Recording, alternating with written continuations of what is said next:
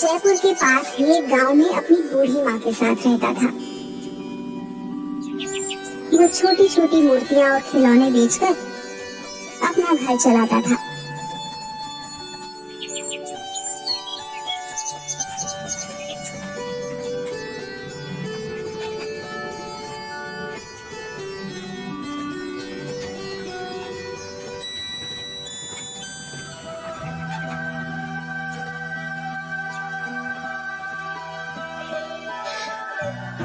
अरे माँ, क्या हुआ? तुम रो क्यों रही हो? बेटा, वो जमींदार आया था। तुम्हारे बाबा ने उससे कुछ 50,000 रुपए कर्जा लिया था। वो अब सूद समेत मिलाकर 1.5 लाख हो गया है। हम इतने पैसे कहाँ से लाएंगे बेटा? उसने बस 2 हफ्ते का वक्त दिया है, वरना ये घर खाली करना होगा। माँ, तुम रोना बंद करो, मैं कुछ करता हूँ। तुम फिक्र मत करो। गुड्डू परेशान सा पैसे जुगाड़ करने का रास्ता सोचते हुए बाहर निकल आता है।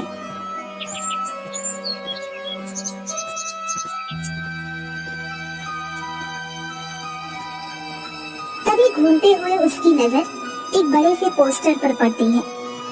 10 दिन बाद जयपुर शहर में मूर्तियों का एक एग्जीबिशन होने वाला था। उसे एक उम्मीद की किरण नजर आई।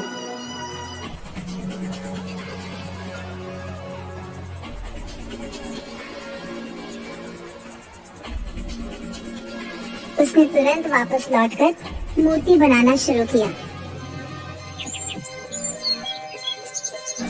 और 9 दिन की मेहनत के बाद 10वें दिन मूर्ति लेकर एग्जीबिशन में पहुंच गया।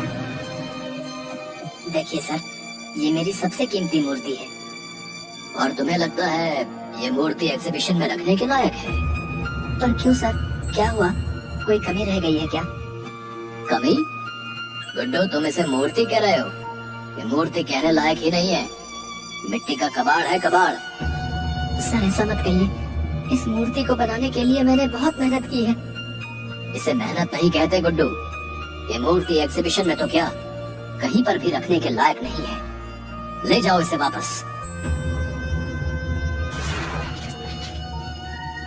ये मूर्ति सिर्फ कचरे के डिब्बे में फेंकने लायक है। ले जाओ इसे यहाँ से। गुड्डू की आंखें भर आई। अपनी मेहनत को इस कदर अपने सामने बिखरते देख वो बहुत दुखी हो गया।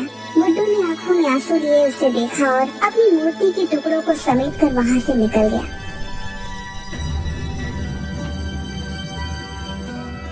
उसके जाने के बाद करण शिंदे खुद से ही बात करने लगता है।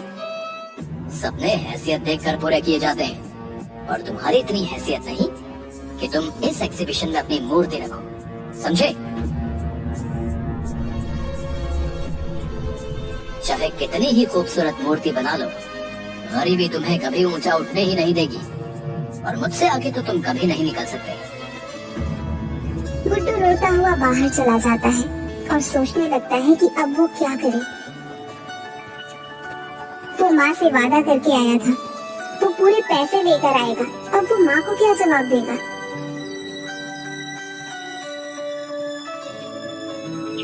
कोई फायदा नहीं हुआ इतनी मेहनत करने का, सब बर्बाद हो गया। मेरी महीनों की मेहनत बिखर गई।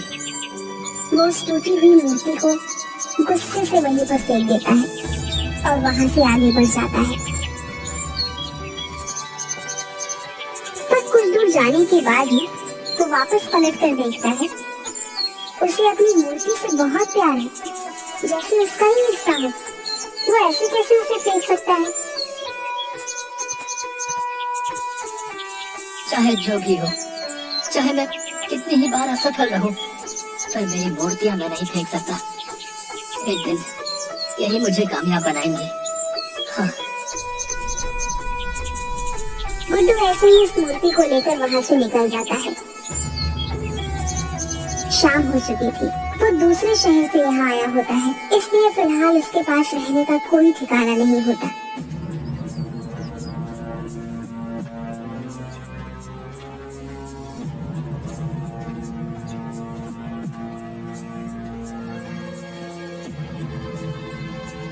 गुड्डू बहुत थक गया होता है, इसलिए वहीं बेंच पर पीठ लगाकर एक झपकी लेने लगता है। गुड्डू काफी देर तक सोता रहता है और फिर अचानक एक आवाज के साथ उठता है।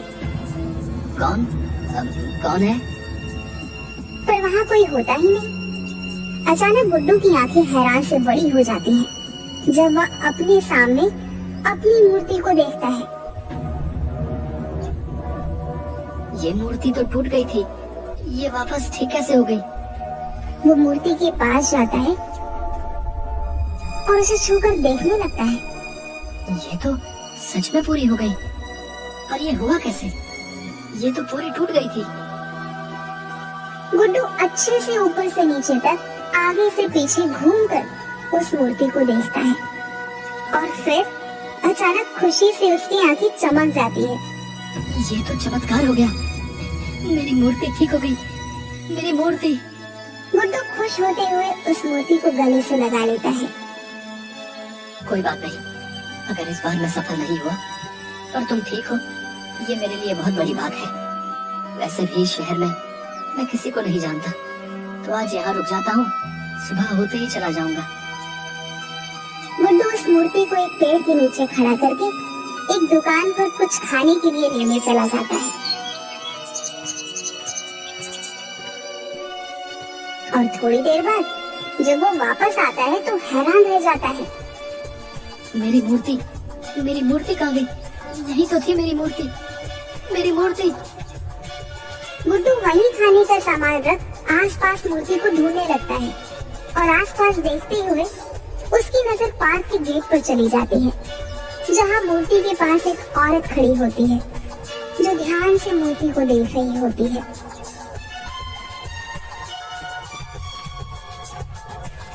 कौन हो तुम और मेरी मूर्ति को कहाँ लेकर जा रही हो? ये आपकी मूर्ति है? हाँ, ये मेरी मूर्ति है और तुम इसे चुरा कर ले जा रही थी? नहीं, मैं तो यहाँ से गुजर रही थी और इस मूर्ति को यहाँ देखा तो बस रुक गई। मेरा नाम मधु है। झूठ ऐसा बोलो जो पकड़ा न जाए। ये मूर्ति मैंने पेड़ के नीचे रखी थी। पर मैंने तो इसे यहीं देखा, ये यहीं पर थी। गुड्डू उसे घूरने लगता है। भला मूर्ति खुद तो चल कर आई नहीं है, कोई इसे यहाँ लाया ही होगा ना? मुझे नहीं पता, पर आपकी मूर्ति बेहद खूबसूरत है। आपने खुद बनाई है? हाँ, मैंने बनाई है, पर कोई मतलब नहीं है। मतलब क्यों नहीं? कितनी खूबसूरत मूर्ति है ये। ऐसी और भी होंगी, आप इन्हें एग्जीबिशन में क्यों नहीं रखते? कौन रखेगा मेरी मूर्ति को एग्जीबिशन में? वहाँ तो बड़े बड़े लोगों के राज हैं और मैं ठहरा छोटा सा मूर्तिकार। अरे, इसमें छोटे बड़े की बात कहाँ से आई? बात तो तुम्हारे जादू की है। कितनी खूबसूरत मूर्ति है। तुम बहुत हुनरमंद हो। तुम्हारे हुनर में ऐसा जादू है कि मूर्ति बिल्कुल जीवित नजर आती है। हुनरमंद होने का क्या फायदा जब मैं कुछ कर ही नहीं सकता? हम गरीबों की मदद कौन करेगा? ऐसा क्यों बोल रही हो? अगर तुम बुरा ना मानो तो मैं कल होने वाले एग्जीबिशन में तुम्हारी मूर्ति को रखवाना चाहती हूँ। कल वाले एग्जीबिशन में? पर कैसे? कौन है आप? मधु ने उस मूर्ति को देखा और कुछ सोचने लगी। मैं एक मूर्तिकार हूँ। सिर्फ मूर्ति ही नहीं बनाती, बल्कि उनकी भावनाओं को भी समझती हूँ। और कल ये मूर्ति एग्जीबिशन में जरूर रखी जाएगी।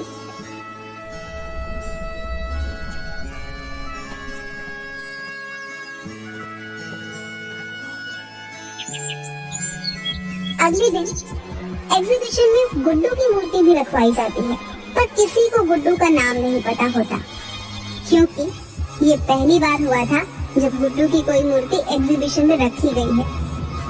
गुड्डू खुश होकर देख रहा था। सबसे ज्यादा भीड़ उसकी मूर्ति के सामने होती है और ये सब देखकर उसे बेहद खुशी होती है। करण शिंदे ये सब देखकर उसके पास आता है।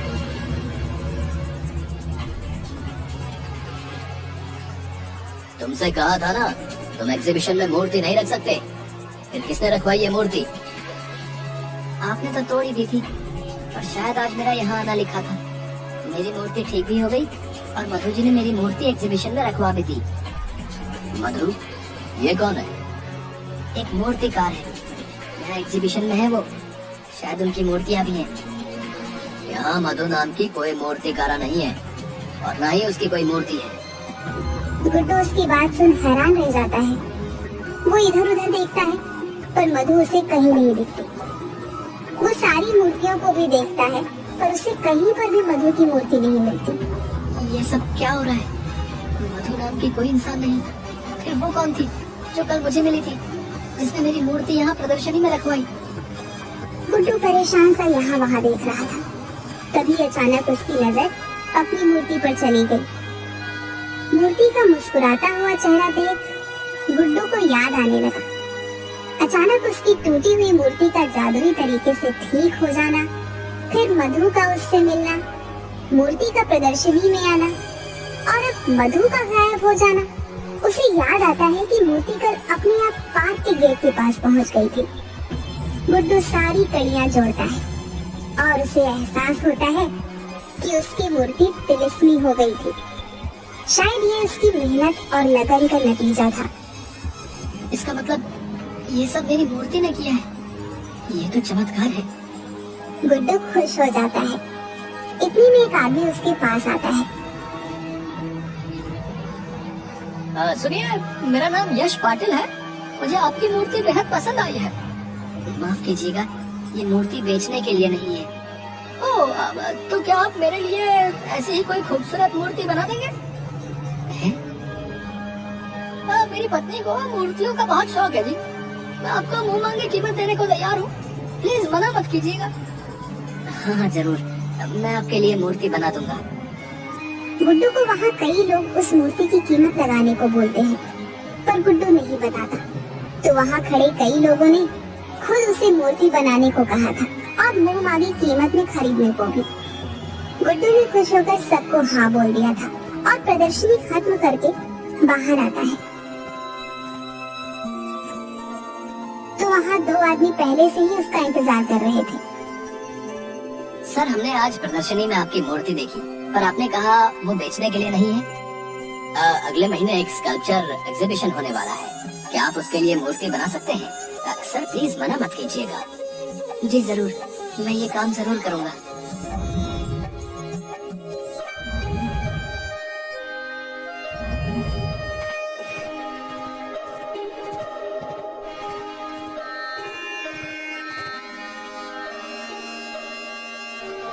उसे यकीन हो गया था कि ये सब उसकी मूर्ति ने किया है। वो लोग 2 लाख रुपए एडवांस भी देते हैं, जिससे गुड्डू जमींदार के पैसे चुका देता है।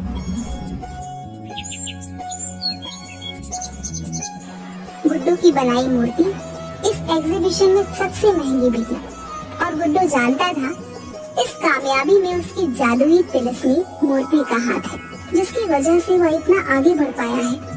उसने आज तक उस मूर्ति को कभी किसी को नहीं बेचा, चाहे किसी ने उसे करोड़ रुपए ही ऑफर क्यों न किए हों।